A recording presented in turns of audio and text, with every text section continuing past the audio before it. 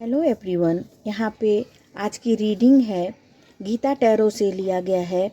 यहाँ पे कृष्णा के कुछ ऐसे उपदेश हैं, कुछ ऐसे वाक्य हैं, मैसेज हैं जो आपको बहुत ही ज़्यादा प्रेरित कर सकते हैं आगे बढ़ने के लिए, सक्सेस होने के लिए, सफलता पाने के लिए।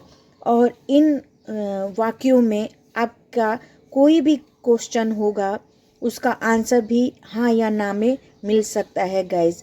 तो यहाँ पे 3 मैसेज होंगे, 3 में से फर्स्ट मैसेज, सेकंड मैसेज और थर्ड मैसेज, इन तीनों में से कोई एक आप चुन लीजिएगा और आपके प्रश्नों का उत्तर हाँ या ना में मिलेगा गाइज। उपदेश के साथ साथ ये आंसर जो होगा यस या नो में भी होगा। ये बहुत ही यूनिक रीडिंग है गाइज। यहाँ पे कृष्णा पहला फाइल जिन्होंने चुना है, यहाँ पे कृष्णा और अर्जुन का संवाद हो रहा है। वो अर्जुन से कह रहे हैं कि इस युद्ध में लड़ो, क्यों ये स्वर्ग के मार्ग खोलने जैसा है। ये मौका बहुत भाग्यशाली लोगों को मिलता है, अर्थात द्वंद्व छोड़ो, युद्ध करो। यहाँ पे कृष्णा ये मैसेज देना चाह रहे हैं गाइस कि कैसी भी परिस्थितियाँ हों, विषम परिस्थितियाँ हों, लेकिन आपको अच्छा कर्म करना है, सच्चा कर्म करना है। बहुत ये कर्म जो है बहुत भाग्यशाली लोगों को मिलता है, अर्थात मन में जो आपके दुविधा है, आप जो स्ट्रक स्थिति में हैं, जो आप सोचने विचारने में अधिक समय लेते हैं, वो छोड़िए, बल्कि आप अपने लिए सही कर्म चुनिए, सही राह चुनेंगे तो आपका भला होगा, आपका अच्छा होगा। और आपने जो भी प्रश्न सोचा होगा मन में, उसका आंसर यस में होगा गाइस। जिन्होंने सेकंड ऑप्शन चुना था, यहाँ पे भी अर्जुन और कृष्ण का संवाद चल रहा है। कृष्णा अर्जुन से कह रहे हैं, हे अर्जुन, जो बहुत ज़्यादा खाता है या बिल्कुल नहीं खाना खाता है, जो बहुत सोता है या कम सोता है, यह योग उनके लिए नहीं है, क्योंकि योग इतना आसान नहीं है।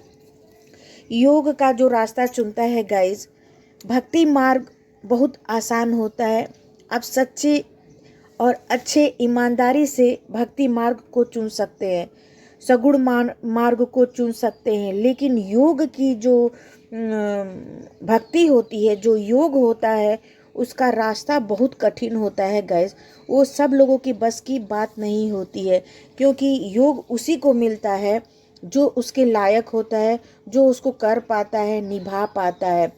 तो यहाँ पे कहने का मतलब ये है गाइस कि कृष्णा कहना चाह रहे हैं कि योग से अच्छा है कि तुम भक्ति मार्ग को चुनो।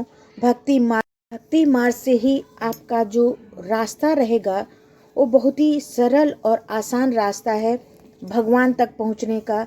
ईश्वर की प्राप्ति का रास्ता जो है बहुत इजी हो जाता है, बहुत ही आसान हो जाता है। लेकिन जो योग का रास्ता होता है वो बहुत ज़्यादा कठिन होता है। उसको करने के लिए उतना ही शक्ति चाहिए, उतना ही सब्र चाहिए, उतना ही अपने अंदर कॉन्फिडेंस होना चाहिए, बैलेंस होना चाहिए, तब जाके आपको योग का रास्ता मिलेगा गाइज। और सबसे सरल और ईश्वर को पाने का, भक्ति को पाने का सबसे इजी तरीका जो होता है वो भक्ति मार्ग होता है। और भक्ति मार्ग से आप बहुत ही सरलता से ईश्वर को पा सकते हैं। स्पिरिचुअल जर्नी जो है आप पूर्ण कर सकते हैं। लेकिन यहाँ पर इन रीडिंग पर जो सेकंड ऑप्शन चुना है, आपने जो भी प्रश्न पूछा है उसका आंसर नो में है गाइज। जिन्होंने थर्ड ऑप्शन चुना है, देखते हैं यहाँ पे कृष्णा क्या बोलना चाह रहे हैं। अपेक्षा के बिना, यानी बिना मतलब के काम करने से कोई बड़ा नुकसान नहीं होता है, बल्कि मार्ग प्रशस्त होता है। जन्म और मृत्यु का डर छोड़कर कार्रवाई या कार्य अनुशासन से करना चाहिए। यहाँ पे कृष्णा बोल रहे हैं गाइस कि देखिए, निस्वार्थ होके अगर कोई भी काम करते हैं तो इसमें कोई बुराई नहीं है, इसमें कोई बड़ा आपका नुकसान नहीं होने वाला है। निस्वार्थ भाव से काम करेंगे तो सामने वाला समझेगा नहीं समझेगा उसका प्रॉब्लम है। हम जो भी काम कर रहे हैं वो निस्वार्थ भाव से कर रहे हैं, बिना मतलब से बिना स्वार्थ के कर रहे हैं, तो उसका फल हमको अच्छा ही मिलेगा। भले थोड़ा देरी से मिले, लेकिन मिलेगा ज़रूर। और यहाँ पे बोल रहे हैं कि यहाँ पर आपको जन्म और मृत्यु का डर छोड़कर, जड़ यानी वो सब की दुविधा परिस्थितियाँ, विषम परिस्थितियाँ, कठिनाइयाँ, संघर्षों को झेलते हुए, छोड़ते हुए तुम अनुशासन से अपने अच्छे कर्म पर डटे रहो। अच्छे कर्म करते रहोगे तो तुम्हें आने वाले समय में सक्सेस जरूर से जरूर मिलेगा। यहाँ आपके प्रश्नों का उत्तर हाँ में है।